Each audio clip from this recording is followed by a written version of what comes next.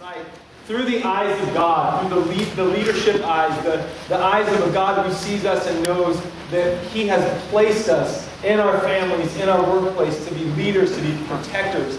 And we know that's true because many of us have this deep desire in us to be protectors. How many of you would be honest enough to admit that there has been at least one time in your life where you've been laying in bed at night, and you know that right below your bed there's either, depending on your personal preference, a golf club, a baseball bat, a shotgun, or something, and you thought this to yourself. In fact, you maybe even daydreamed about it a little bit while you were laying there.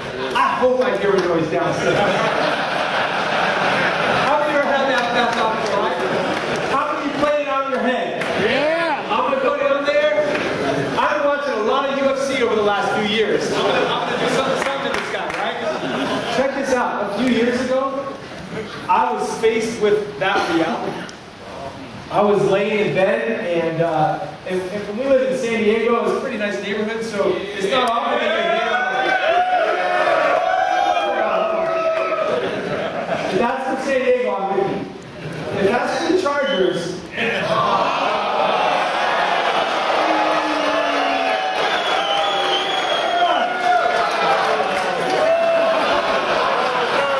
listen, I pastor a church in San Diego, and I'm an Oakland Raiders fan.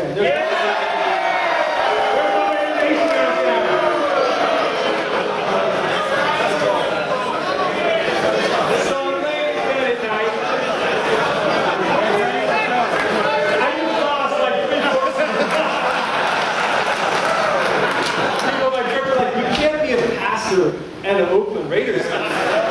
You can't even be saved to be an Oakland Raiders fan.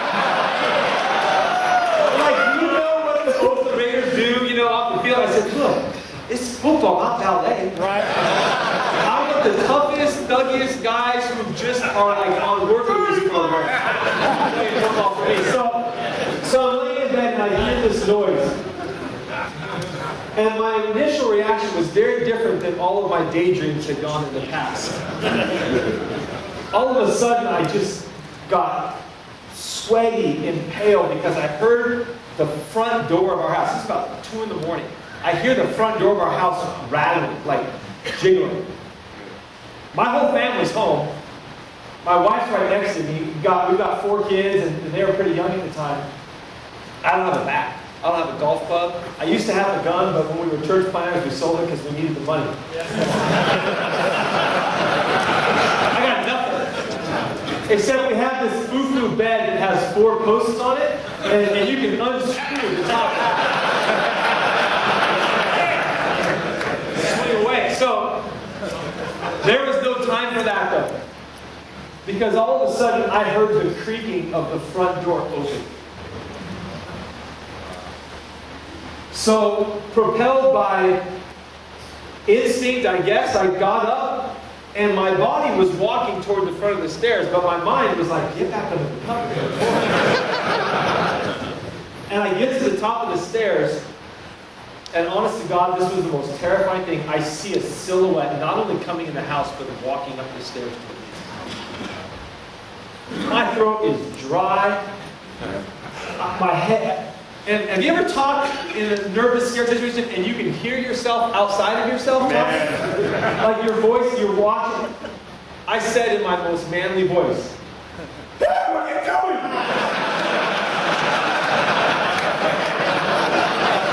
I thought I was going to come out like, "Hey, what are you doing?"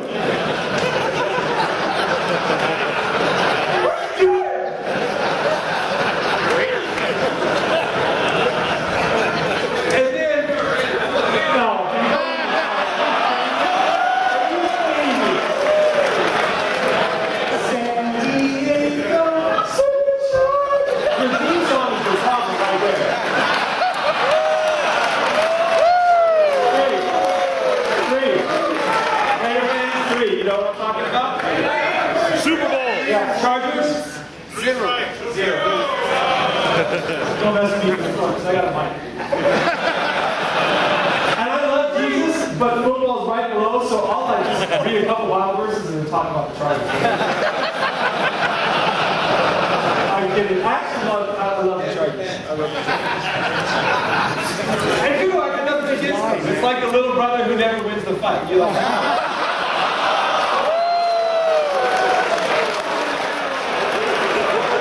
need to stop, go on. I need to stop.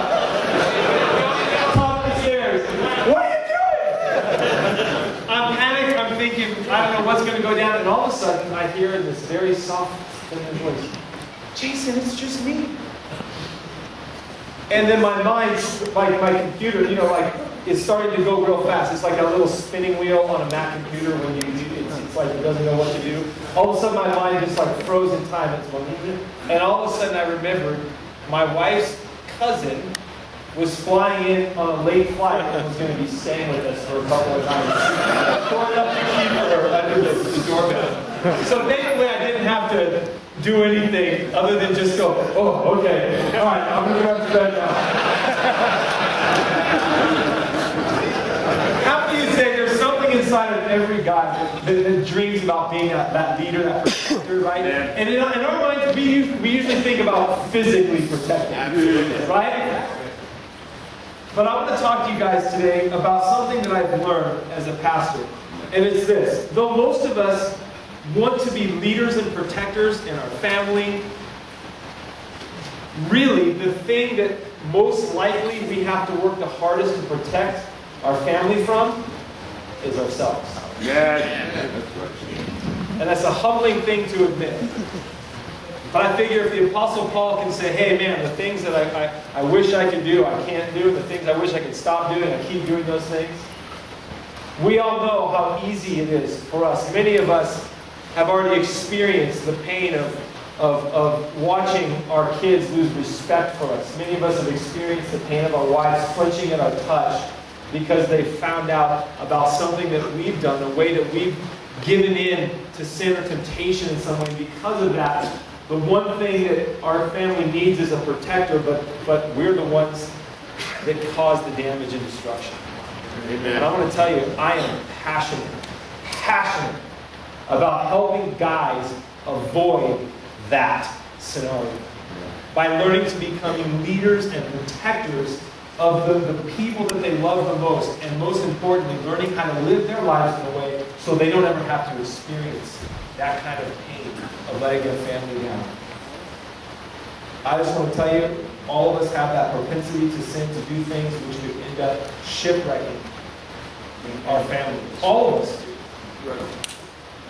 And I want to share with you guys this morning, I have kind of 2 sessions to do this, a couple of important keys. They're not all of it, but a couple of important keys, I believe, to helping us become the kind of godly leaders and protectors that God wants us to be.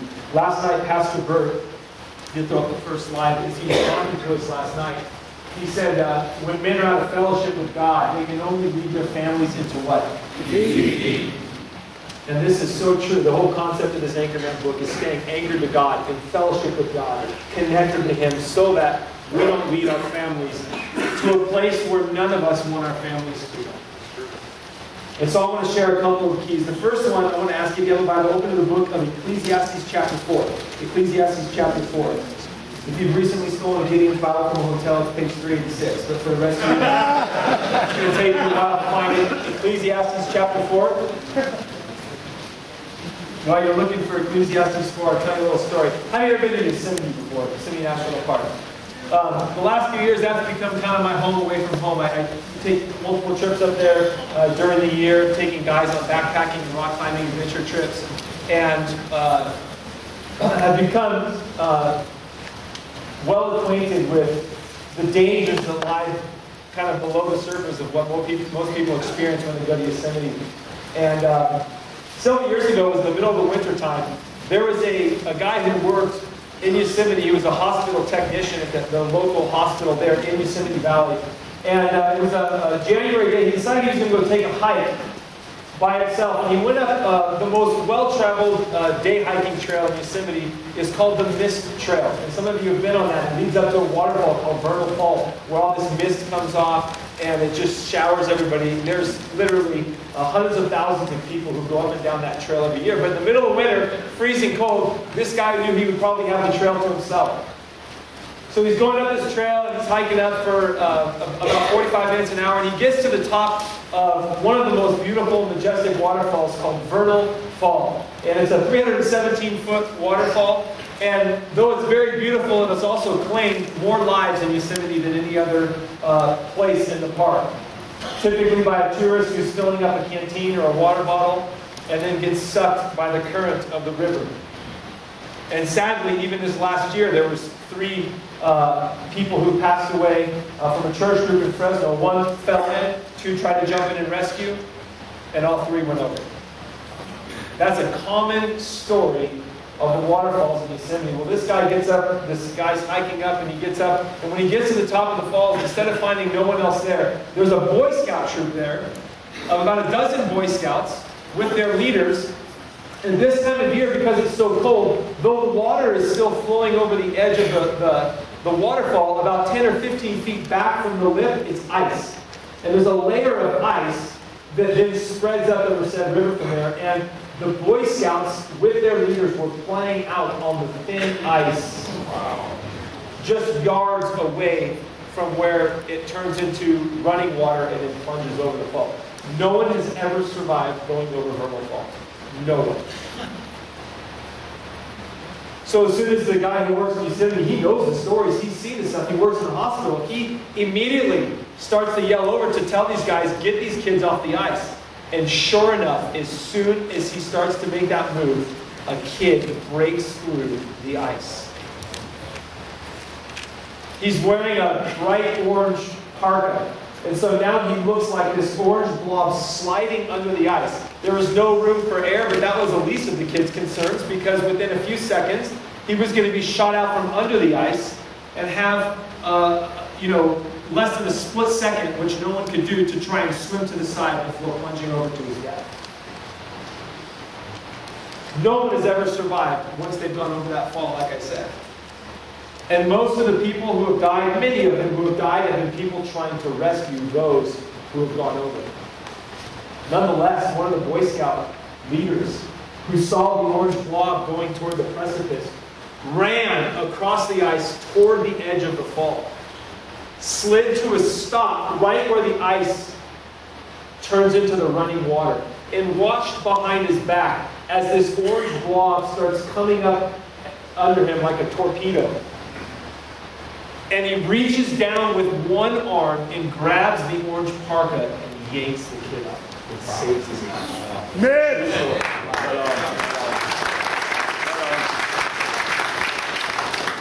I have this book called Death in Yosemite. It is full of stories of everyone who's died there that since they've been taking historical records. I've read lots of stories about waterfalls, and I've never once seen a rescue that actually was so daring, but some would say foolish, that that guy would put his life on the line. But that guy did what a lot of guys, I think, would do, because we are meant to be leaders and protectors. He ran out on the thin ice. He didn't think about his own life. What did he do? He went and did what he needed to do to save that kid. I want to tell you something. Every one of us need to have guys in our life that we know would do the same for us. Man, that's right. Some of you are sitting next to guys like that that you know would do the same for you. Amen. Today I want to talk to you about one of the key common denominators that I found in guys who have been able to live their life in a way that they didn't shipwreck their marriage, that they didn't cause pain and suffering to their family. And I learned this, sadly, through the negative side of counseling with countless guys and couples who had shipwrecked their family, and found out that the common denominator often for these guys was this. They weren't jerks, they weren't perverts, they weren't overgrown frat boys daydreaming about their next weekend trip to Vegas. They were good guys trying to live good lives, but catch this, many of them did not have any close godly friends. They had friends, they had football buddies they watched Monday Night Football with, they had golfing buddies, they had people that they networked with for work, they had acquaintances, they didn't have, but they didn't have close godly friendships. And I want to talk to you for the next few minutes about the importance of finding close, godly friends. Before we dive into the book of Ecclesiastes chapter 4, I want to show you a video of a guy who's become pretty famous among the climbing world, especially in Yosemite. There was a 60-minute special on him 2 Sundays ago. His name's Alex Arnold, and he does a very rare form of rock climbing called free solo. Let's take a look at this. If you can maybe kill a light free solo climbing. And there are very few climbers, even professional climbers, who do that stuff.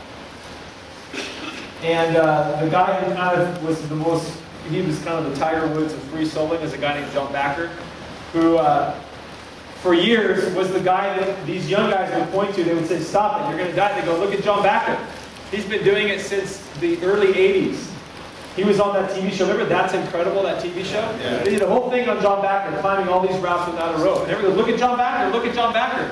He's 52 years old or whatever. He's still doing it."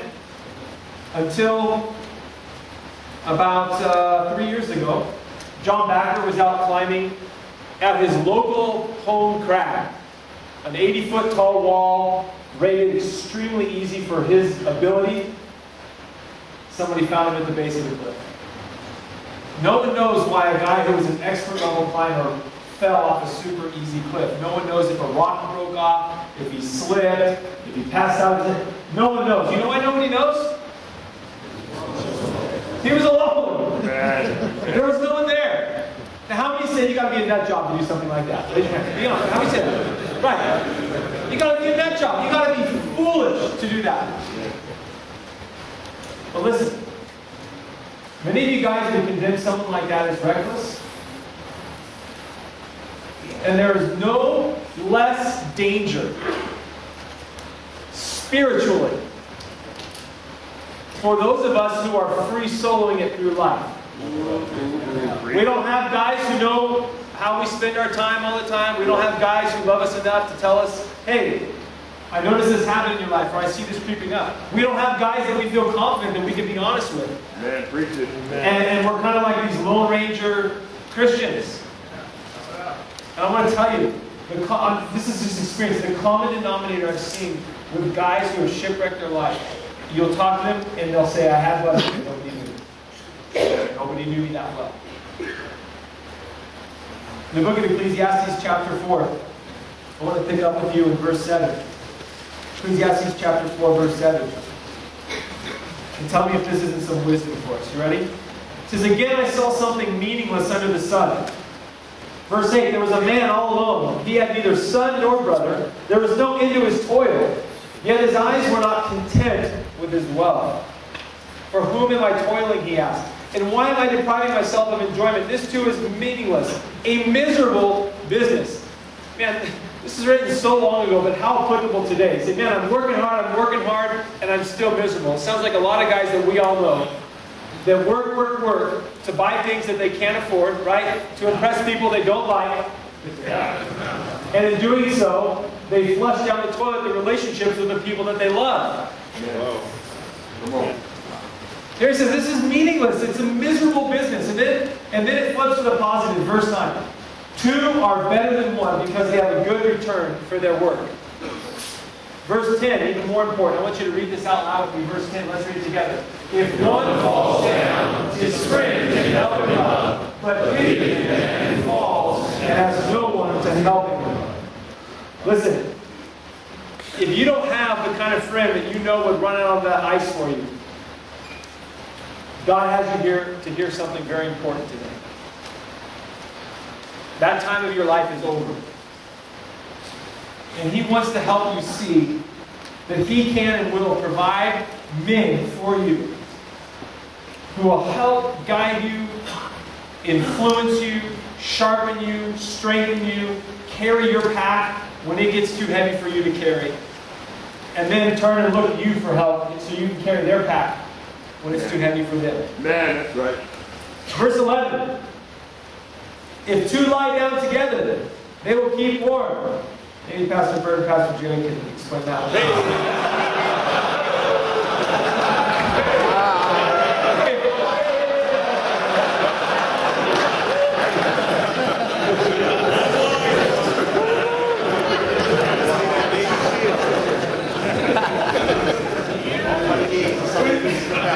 was great having the opportunity to speak to you again. Let's keep going. Verse 11. But how can one keep more alone? It's intimidating to have Pastor Bert on the front row. Let me tell you. A Navy SEAL and a pastor? Whoa. Verse 12. Let's keep going. Sorry, guys. It says, though one may be overpowered, two can defend themselves, and then we know this part very well. We've heard it quoted. A cord of 3 strands is not quickly broken. It's a simple principle. It's a very simple principle. Godly men have godly friends. There's 2 things I want you to write down. Go to the back of your notes. Far back, you'll see a couple of blank pages. The first one, I want you to just write this down, okay? It's as simple as this. Godly men have godly friends. You can go forward on the slide. That should be on there. In case anyone has a hard time spelling godly men.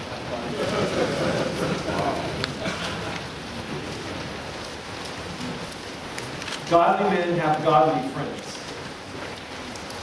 Now, not exclusively are we to just, hang out with other Christians all the time. I think following the pattern of Christ is great.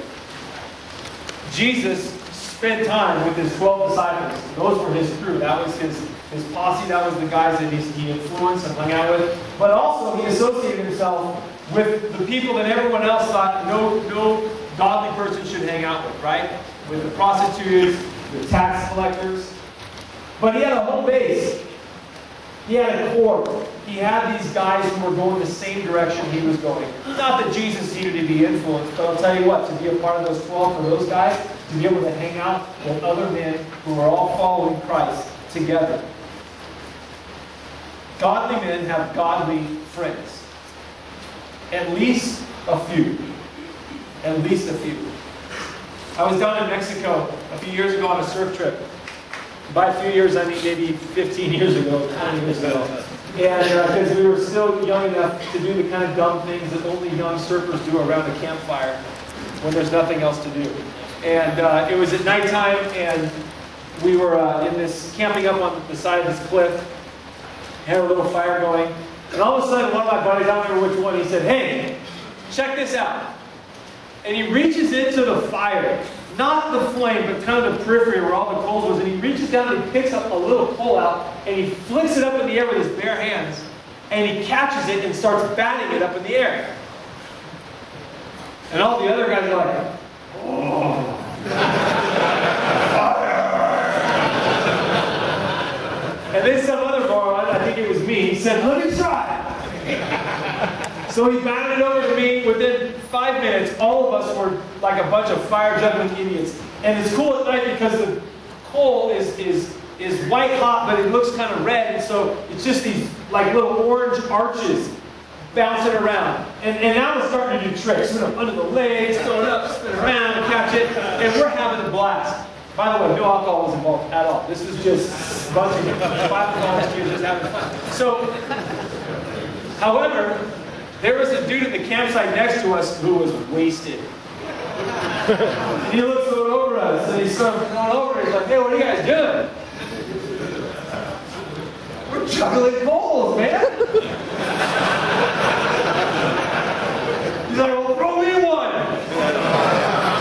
Not a good idea. So my friend throws a coal to this guy. And he goes,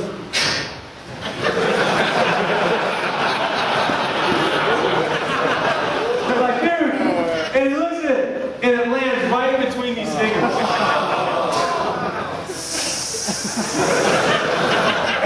And after I don't know how long, finally, he shakes it. So we're busted up, laughing, but then, because we're guys, got a creative idea, the wheels started spinning, a new trick. The stall. Separates the men from the boys. Sure, you can throw it up and spin around, but can you bounce it and then boom! 1, 2, 3, 4!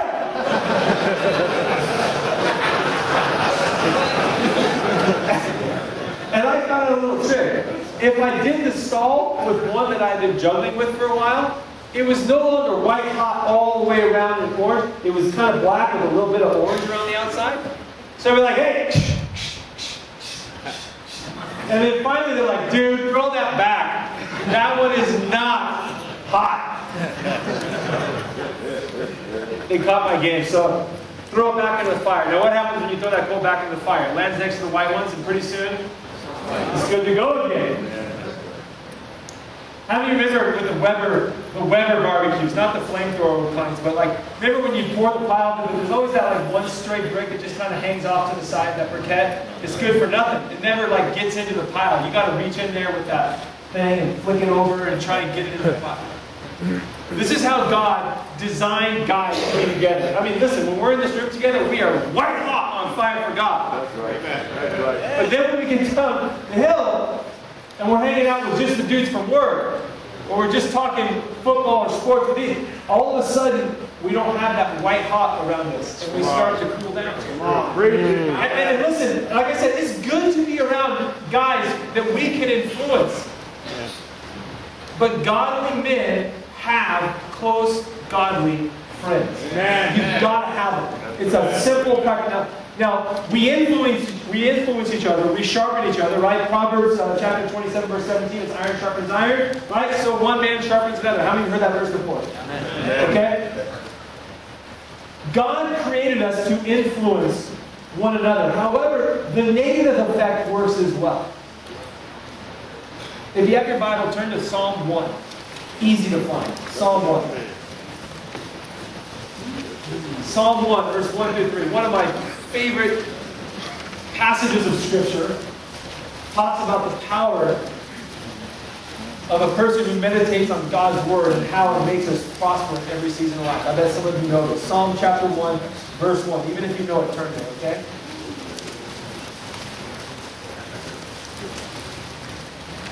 You know one of the things I love about the Bible?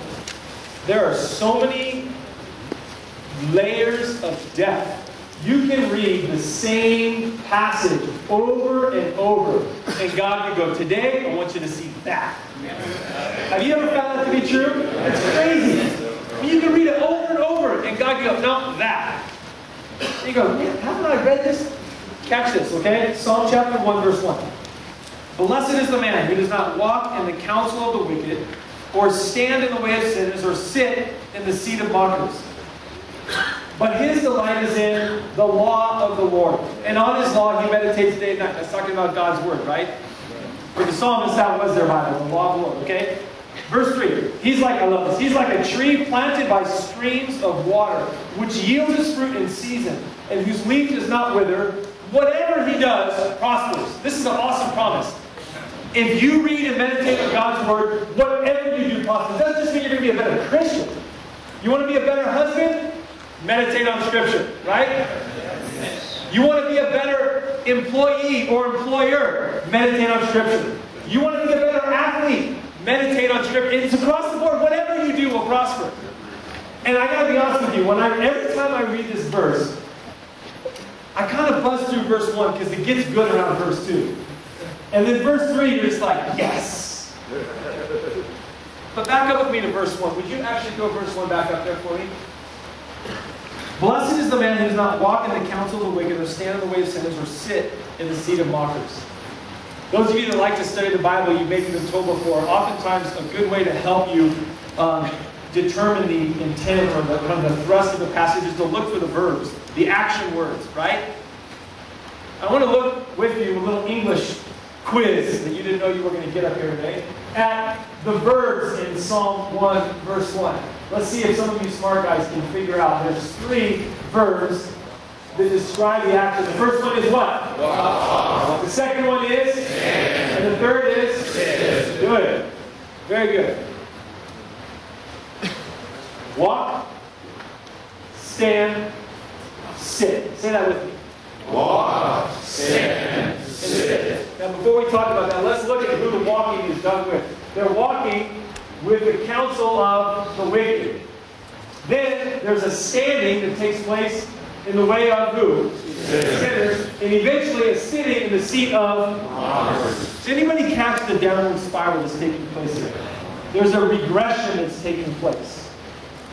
I like to think of it as like a rat that gets in one of those gummy rat trap things, you know?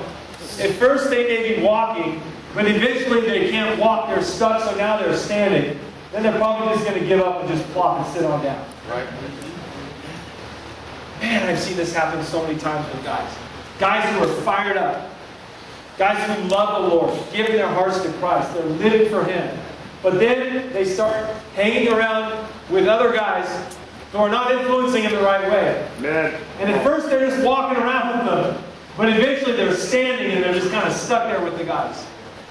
And then they move from the place of just being with sinners to sitting down at the seat of a mocker. Now they're making fun of what they used to be. Now they're going, it seems goofy to be the kind of guy who's all radical for Jesus. You see that progression? It's a regression. It's a downward spiral that takes place in our lives if we don't surround ourselves with godly people. There's one other thing I want you to write down in the back, okay? Write this down in the back. And some of you are going to disagree with it, but write it down anyways, okay? My friends determine my direction. My friends determine my direction. Stay with me back there. All right. Now, I know some of you right back, you go, no, they don't. God determines my direction. Steps to righteous man in order by the Lord. Amen. Some of you go, no, I determine my direction. I have the fruit of the Spirit. I have self-control. But also, I would like to humbly suggest to you that your friends will also have a big role in determining your direction. And I want to give you an example from my own life that is so embarrassing and humbling that you will respect me even less than the fact that I'm a Raider fan. Some of my buddies, my primary rock climbing partner is a guy who's super fit. And the reason he's super fit is because he does triathlons, you know, running, cycling, and so he said, Jay, look, if you're going to get me better at climbing, you're going to have to lose some of those love handles. Why don't you get on a bike with me and we'll just burn a ton of calories together? And so I said, yeah, sure, you know. So I started riding with him, and now here's the thing. My whole life I've been raised a surfer. And in San Diego, North County especially, all the surfers park along the side of the road where there's a little bike lane. And there's kind of this unspoken war that goes on between the surfers and the sissy boys in their spandex. No offense if you're cyclists. And the surfers just got out of the ocean battling the water, and we're changing, but oftentimes like our doors open or we lean our surfboard up against the car, and then the dudes come by on their bikes. Hey, it's the bike lane, get out of the way! As a surfer, even though you're butt naked under your towel changing, you want to take the towel off and go, whoosh, right in a little spandex booty. And so, I've always just had, and I know I'm going to offend, I just had no respect for those guys. Like, do a real sport. 12-year-old riding a bike. I'm back, just give me a second, okay? So my friend's like, you should start riding with me. I'm like, fine. So I start riding with him and meet some of his buddies, and now, you know, they've got me signed up for this little triathlon, and I'm finding myself on a regular occasion riding down the coast, because that's what it's like, looking to my left and seeing beautiful waves on a sunny day, and then looking in front of me and seeing a dude's hairy butt in spandex. Because you know what it's like when you got to tail somebody, you got to draft off of them? I'm like this far away, I'm like, Lord, what happened to me? I used to be with those guys. Yeah. Where's Pastor Joel Phillips? I've stared at Pastor Joel's butt in spandex before. I've followed him before. It isn't pretty. And I told my wife when I started talking, honey, I am never going to wear spandex. I am never. Shoot, man. I couldn't keep up with all my friends. Because I'm in my surf trunks, and they're floating out like this, traveling all the air like parachutes on my legs. And I'm just cranking as hard as I can downhill, and they're barely moving, and they're just zoop. Oh, my buddy Tom, why can't I keep up with you guys? He goes, dude, it's your shorts. Come on up, I'll hook you up. Wow. Let me just say from personal experience, yourself in the mirror with spandex shorts and nothing else on. It is not a pretty sight. Some of you guys know what I'm talking about, you cyclists out here? Say amen, right? It's not pretty. And now my wife has lost all this respect for me because here's what happens. I started hanging out with guys who love to ride their bikes in spandex. And eventually they talk me into it. And now I ride by surfers.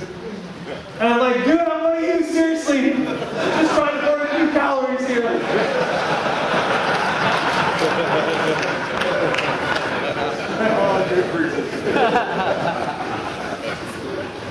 Iron sharpens iron, and spandex sharpens spandex.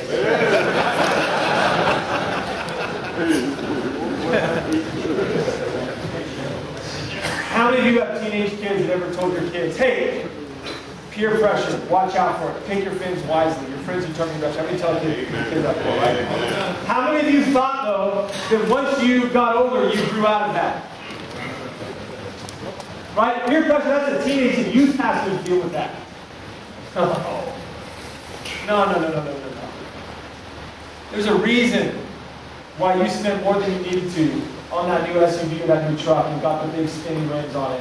And why you drive around your block a few times until hoping that your neighbor's garage door will be open so he can look at you like, hey, you got a new car. Oh, yeah. You used to be content with your 32-inch Sony Trinitron TV that was this deep until you went over to Bill's house and he had the big flat screen. You remember when that happened? We all had that conversion experience. It was like Saul on the road to Damascus. Right?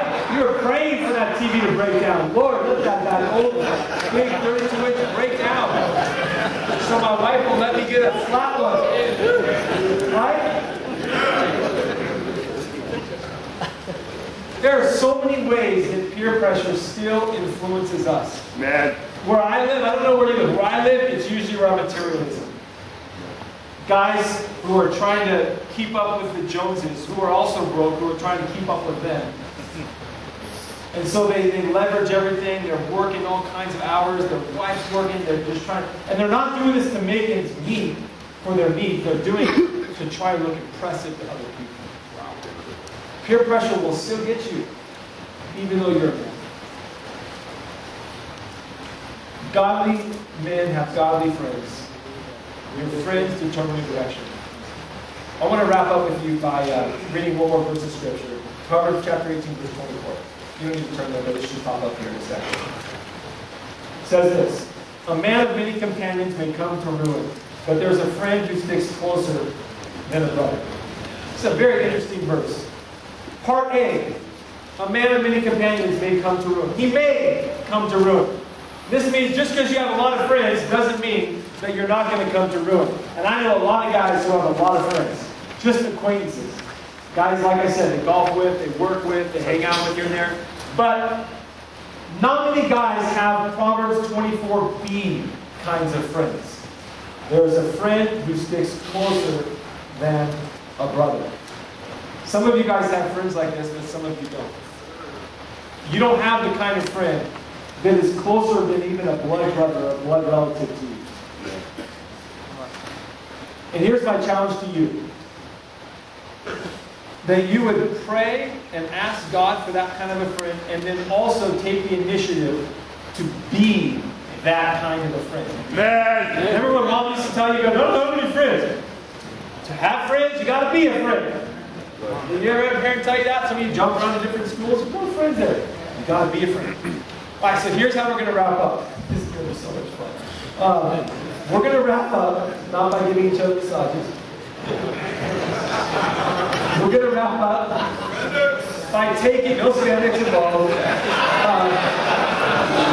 By taking what I call the Proverbs 18:24 friend test, but what the guys in my church now call the speed dating for a bromance test. So stick with me anyways, okay? So you should have a blank space on that last page where you write your notes. You guys got a pen out? Here's what I want you to do. We're going to do this real quick. I want you to write down the names of 3 of your friends. 3 of your better friends, your closer friends. This should come right off the top of your head. If you have to think for very long, they don't fit on this page. But these are like good friends, okay? 3 of your brothers.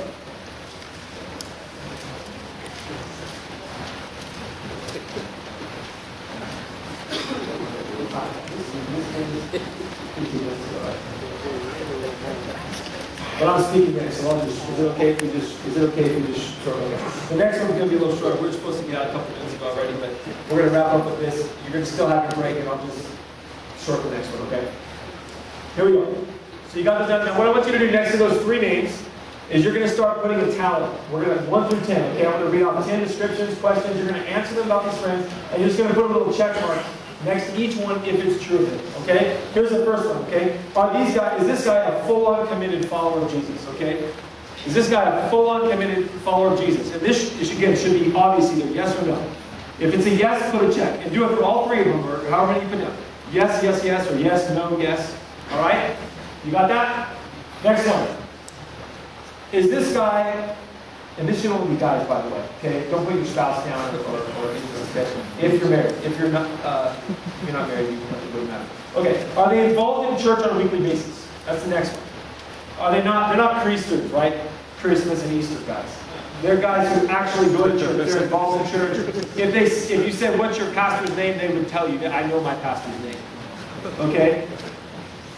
Maybe they teach Sunday school or something, but they're involved in church on a regular basis, okay? Third one, do you hang out with them at least once a month? You, personally. You guys hang out together at least once a month. You see each other at least once a month.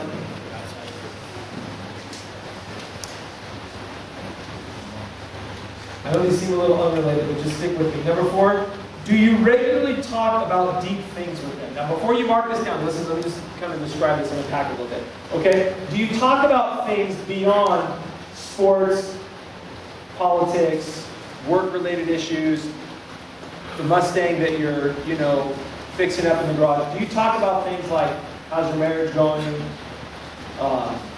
you talk about God ever? Faith, those kinds of things, okay? That's all I'm going to do. Yes or no? Okay. Next one. Am I going at a good pace for you guys? Yeah. Yeah? Okay.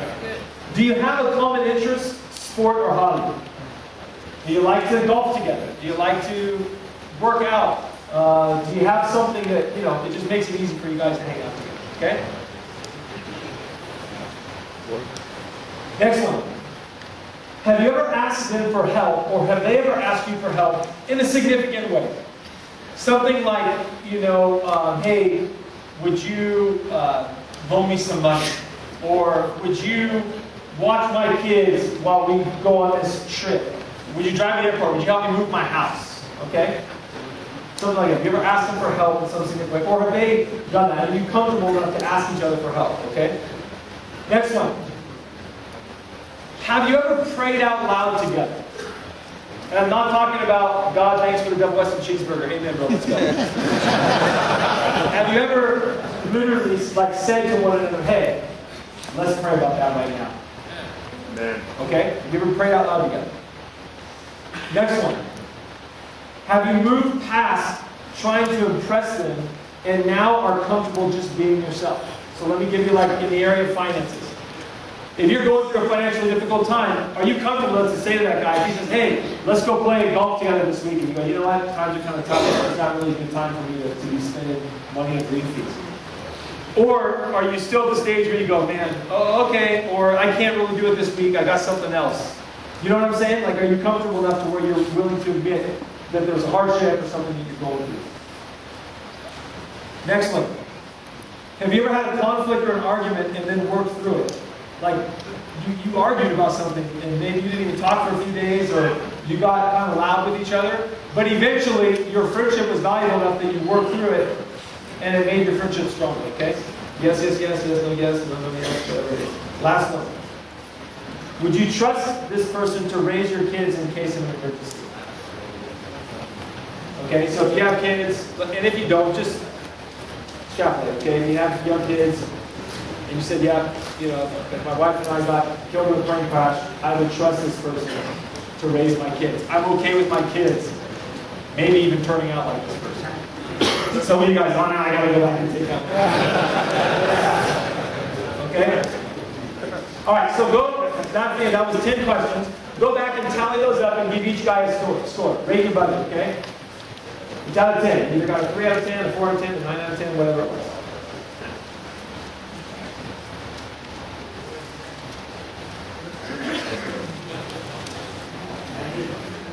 All right, you got scores for them? Yep. Okay. How many of you have at least one friend who was a 7 or 1? Good. Good. Anybody have anyone in the 8, 9 range? Good. A little less. That's good. Perfect 10? No such thing.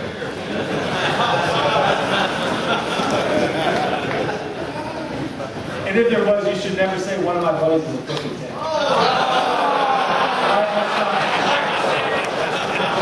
Hey, if they can talk about circumcising and holding each other's members.